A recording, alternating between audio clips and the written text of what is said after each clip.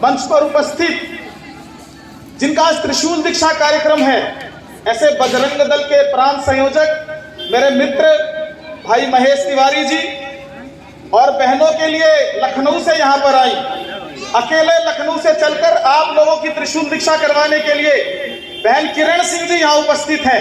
यानी एक मात्र शक्ति दुर्गा वाहिनी की कितनी बड़ी शक्ति आज समाज में है, उसका जीता जागता उदाहरण किरण जी आपके सामने है।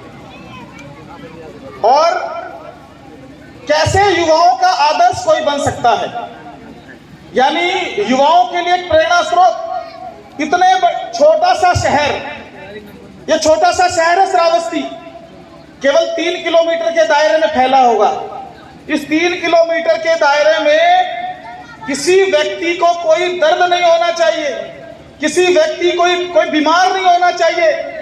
जिस किसी व्यक्ति को कोई मन की पीड़ा है, हृदय की पीड़ा है, स्वास्थ्य की पीड़ा है, उसके लिए सेवा के लिए अस्पताल चलाने वाले डॉक्टर रमेश भैया, रमेश मिश्रा जी, इन्होंने अपना अस्पताल शहर में खोला हुआ है।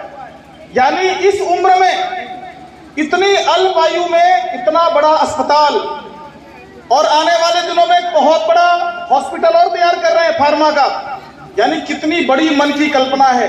पिताजी ने अलग से अपना क्लिनिक खोला हुआ है, रमेश भाई ने अपना अलग क्लिनिक खोला हुआ है। यानी सोचिए, श्रावस्ती के अंदर हर व्यक्ति स्वस्थ रहे, किसी के मन की कोई पीड़ा ना हो, शरीर में कोई पीड़ा ना हो, और उस पीड़ा को सेवा का आधार बनाया।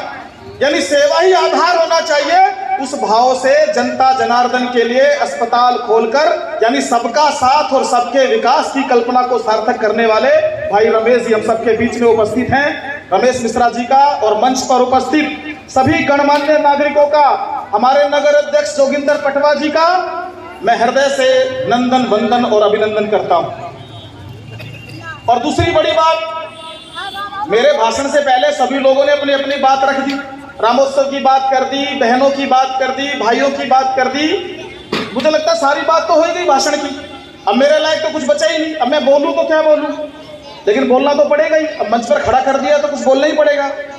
अब आप लोगों ने जो बोला है उसी का मैं समरी कर दूंगा। तो आपको ध्यान दिलाता हूं, जो इतना बड़ा पंडाल यहाँ है, इस पंडाल के अंदर मैं देख रहा हूं जितनी मात्र शक्ति यहाँ बैठी हुई है, सबने अपने सिर पर भगवा रंग का कफन, बोलूं क्या, कफन तो नहीं बोल सकते, भगवा रंग का पगड़ी पहन रखा है। और भगवा की बात क्या चल रही थी, तो मैं इस रामलीला मैदान में भगवान श्री राम के सामने नतमस्तक होते हुए, जो यहाँ यज्ञ हो रहा था, उस यज्ञ की लपटें भी भगवा रंग की थी, उस यज्ञ की लहरें भी केसरिया रंग की थी, और उस केसरिया को अपने सिर पर बांधने वाली ये बहनें इस पंडाल में, जिधर भी आप सिर उठाकर देखेंगे तो भाइयों से ज्यादा संख्या इन बहनों की है। जरा इनके लिए जोरदार ताली बजाकर इनका स्वागत करिए।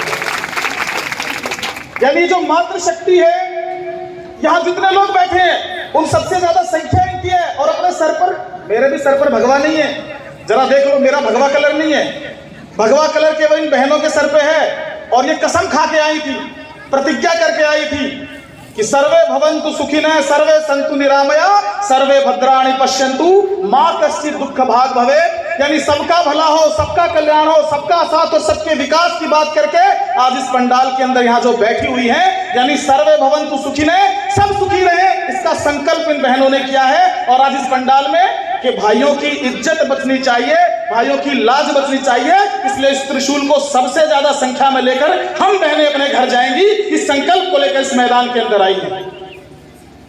आज आपने बहुत सारे भगवान देखे, बहुत सारी माताएं भगवान देखी है, स्त्रियां भगवान देखी है, सबके हाथ में कोई न कोई अस्त्र है, सबके हाथ में कोई न कोई शस्त्र है। लेकिन आज इस भारत देश के अंदर, इस भारत दुनिया के अंदर आप देखते हैं किसी भी हिंदू के हाथ में कोई हथियार नहीं है। बाकी भगवान हमारे शस्त्रधारी हैं, और जो इंसान है वो निशस्त्रधारी है, उनके हाथ में हथियार है ही नहीं।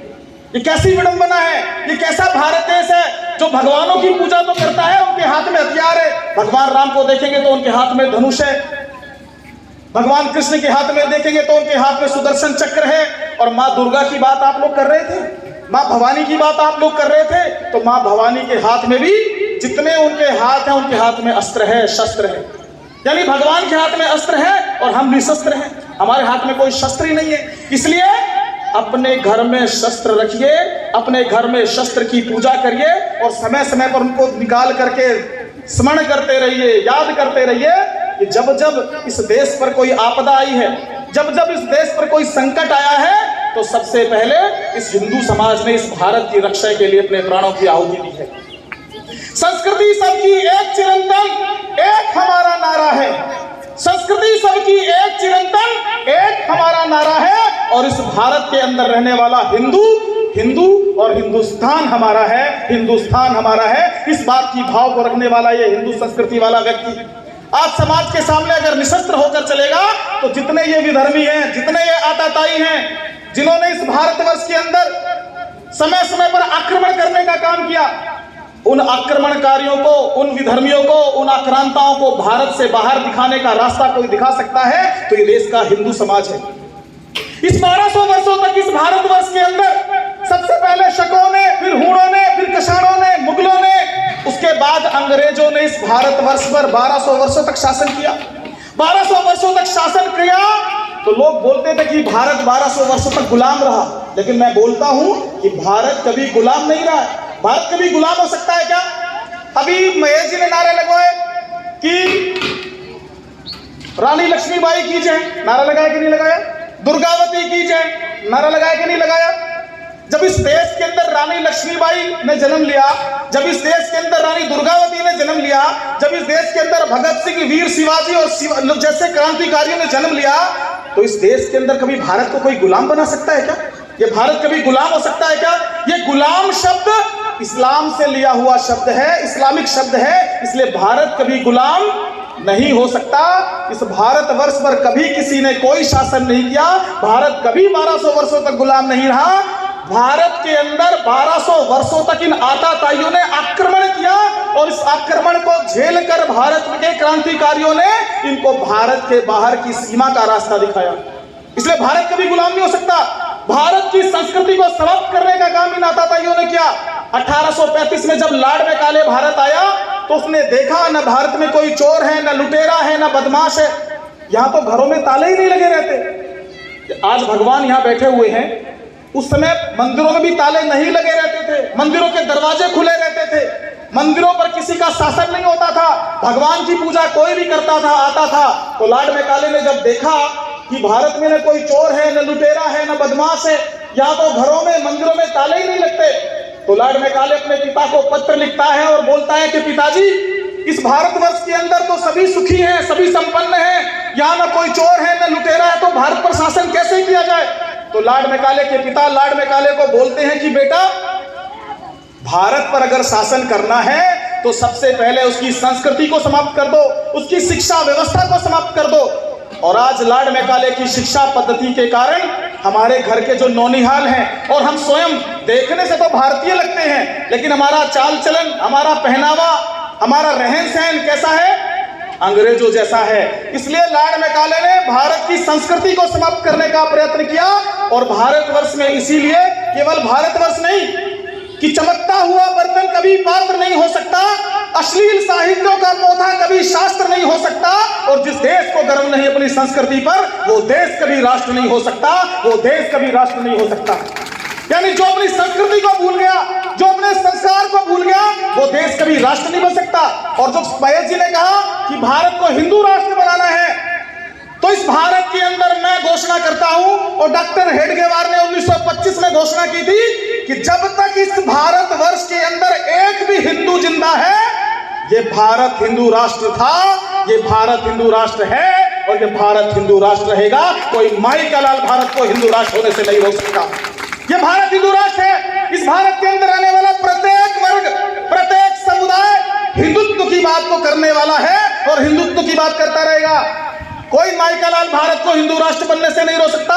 भारत पहले से ही हिंदू राष्ट्र है। इसलिए जो कल्पना कर रहे हैं कि भारत को हम मुस्लिम राष्ट्र बना देंगे, तो उनके लिए मैं आह्वान करता हूं, अपने दिमाग से ये कीड़ा निकाल कर बाहर कर दें कि जब तक इस देश का नौजवान, जब तक इस देश का नौनिहाल, और जब तक इस देश के अंदर ये नारी शक्ति, ये दुर्गा शक्ति जीवित है, तब तक भारत को कोई इस्लामिक राष्ट्र नहीं बना सकता, ईसाई राष्ट्र नहीं बना सकता। और जो इन्होंने मुंगेरी लाल के सपने देखे हैं, तो मुंगेरी लाल के सपने केवल टीवी तक सीमित है। वो इन टीवी के दर्शकों के माध्यम से मुंगेरी लाल के सपने ले।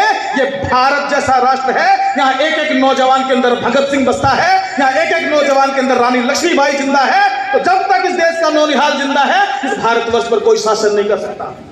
यह उनकी मूर्खता है, यह उनकी समझदारी का ढीलापन है, जो भारत का रहते हैं और खाते पाकिस्तान का है।